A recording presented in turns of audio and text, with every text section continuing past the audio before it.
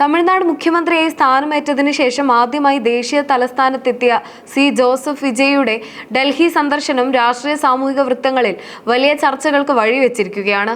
സംസ്ഥാനത്തിന്റെ സുപ്രധാന വിഷയങ്ങൾ പ്രധാനമന്ത്രിയുടെ ശ്രദ്ധയിൽപ്പെടുത്താൻ നടത്തിയ ഈ നിർണായക കൂടിക്കാഴ്ച പോളിസി തീരുമാനങ്ങളെക്കാൾ ഉപരിയായി ഒരു വസ്ത്രധാരണ വിവാദത്തിന്റെ പേരിൽ സമൂഹ മാധ്യമങ്ങളിൽ നിറഞ്ഞു നിൽക്കുന്നു.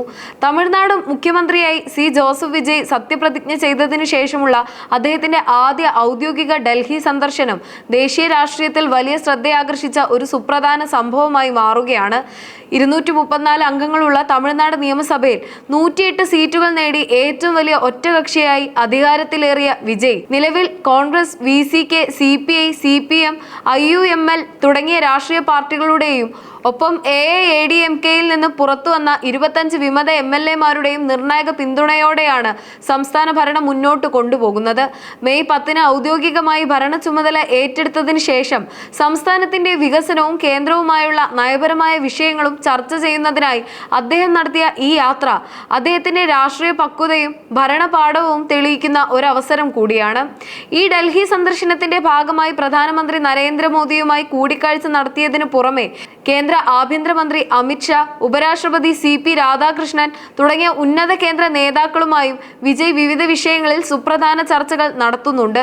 തമിഴ്നാടിന്റെ പ്രത്യേക ആവശ്യങ്ങളും കേന്ദ്ര സർക്കാരുമായുള്ള സഹകരണവും ഊട്ടിയുറപ്പിക്കുന്നതിനായുള്ള ഈ കൂടിക്കാഴ്ചകൾ വരും കാലങ്ങളിൽ സംസ്ഥാനത്തിന്റെ രാഷ്ട്രീയ സമവാക്യങ്ങളിൽ വലിയ മാറ്റങ്ങൾ തന്നെ വരുത്തുമെന്നാണ് രാഷ്ട്രീയ നിരീക്ഷകർ വിലയിരുത്തുന്നത്.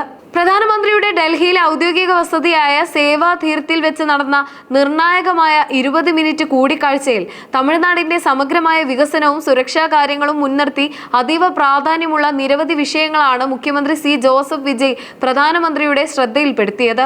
സംസ്ഥാനത്തെ കാർഷിക ജലസേചന മേഖലയെ ദോഷകരമായി ബാധിച്ചേക്കാവുന്ന മേക്കെദാട്ട് അണക്കെട്ട് പദ്ധതി കർണാടക സർക്കാർ നടപ്പിലാക്കാൻ ശ്രമിക്കുന്നത് സുപ്രീം കോടതിയുടെ അന്തിമ വിധികളുടെ നഗ്നമായ ലംഘനമാണെന്നും അതിനാൽ തന്നെ ഈ പദ്ധതിക്ക് കേന്ദ്ര സർക്കാർ യാതൊരുവിധ അനുമതിയും നൽകരുതെന്നും അദ്ദേഹം ശക്തമായി ആവശ്യപ്പെടുകയുണ്ടായി.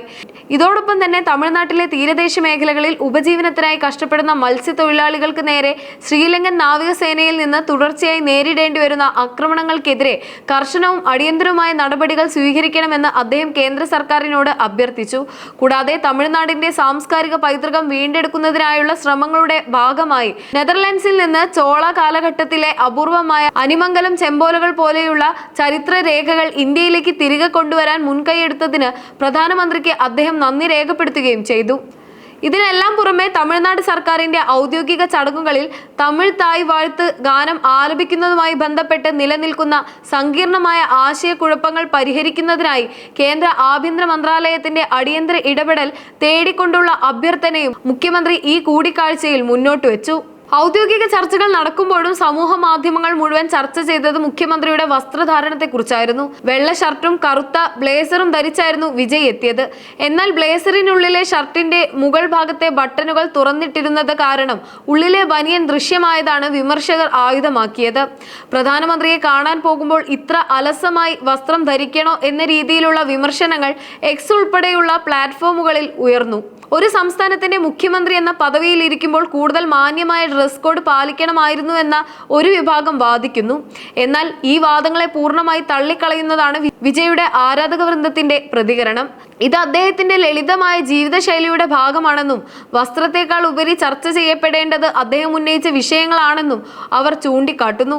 ഒരു രാഷ്ട്രീയ നേതാവ് എന്നതിലുപരി സിനിമയിലെ തലപതി എന്ന പ്രതിച്ഛായയിൽ നിന്ന് മുഖ്യമന്ത്രി എന്ന ഗൗരവകരമായ പദവിയിലേക്ക് വിജയ് മാറുമ്പോൾ ഇത്തരം സ്റ്റൈലിഷ് വസ്ത്രധാരണ ശൈലി പലർക്കും ദഹിച്ചിട്ടില്ലെന്നതാണ് വാസ്തവം.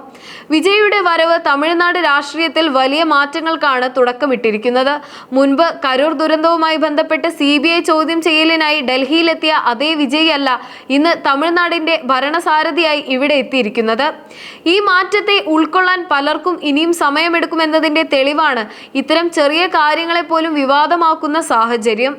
രാഷ്ട്രീയ വൃത്തങ്ങളിൽ ഈ കൂടിക്കാഴ്ചയെ വളരെ ഗൗരവത്തോടെയാണ് കാണുന്നത്. മോദിയും വിജയും തമ്മിലുള്ള ഈ കൂടിക്കാഴ്ച വരും ദിവസങ്ങളിൽ തമിഴ്നാടിന്റെ കേന്ദ്രവുമായുള്ള ബന്ധത്തിൽ എന്ത് മാറ്റങ്ങൾ കൊണ്ടുവരുമെന്ന് കാത്തിരുന്ന് കാണേണ്ടതുണ്ട്. വസ്ത്രധാരണത്തെക്കുറിച്ചുള്ള ചർച്ചകൾ തൽക്കാലം കെട്ടടങ്ങിയേക്കാം. എന്നാൽ മുഖ്യമന്ത്രി എന്ന നിലയിൽ വിജയ് മുന്നോട്ട് വയ്ക്കുന്ന നിലപാടുകൾ തീർച്ചയായും ദേശീയ രാഷ്ട്രീയത്തിൽ വലിയ ചർച്ചയാകും.